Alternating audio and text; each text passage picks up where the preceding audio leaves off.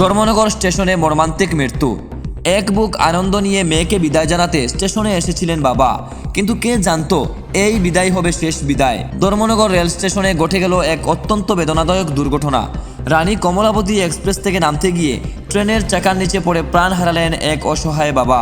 Dharmanagar rail স্টেশনে রানী Kamalapati express ছাড়ার সময় এই দুর্ঘটনাটি ঘটে। প্রত্যক্ষদর্শীদের মতে নিহত ব্যক্তি তার মেয়েকে ট্রেনে তুলে দিতে এসেছিলেন। ট্রেনটি স্টেশন ছাড়তে শুরু করলে তিনি তাড়াহুড়া করে নামার চেষ্টা করেন।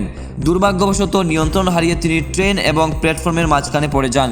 ট্রেনের নিচে চলে যাওয়ায় ঘটনাস্থলেই তার মৃত্যু হয়। নিহতের নাম গুষ্ঠবিহারী রায়, বয়স আনুমানিক 55 বছর। তার বাড়ি ধর্মনগরের দেওয়ানপাশা এলাকায়। খবর পেয়ে রেল পুলিশ ও জিআরপি ঘটনাস্থলে পৌঁছে দেহটি উদ্ধার করে মৃতদেহ ময়নাতদন্তের জন্য জেলা হাসপাতালে পাঠানো হয়েছে। এই ঘটনায় এলাকায় এবং নিহতের পরিবারে সুখের ছায়া নেমে এসেছে।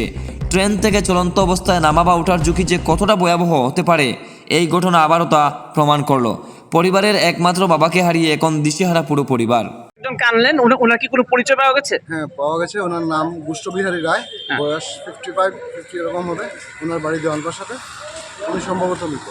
আচ্ছা, এটা কি বুঝলেন? মানে রেলে কি ঝাঁপ দিয়েছে না ট্রেন থেকে পড়েছে সে? না, ট্রেন থেকে পড়ে গেছে।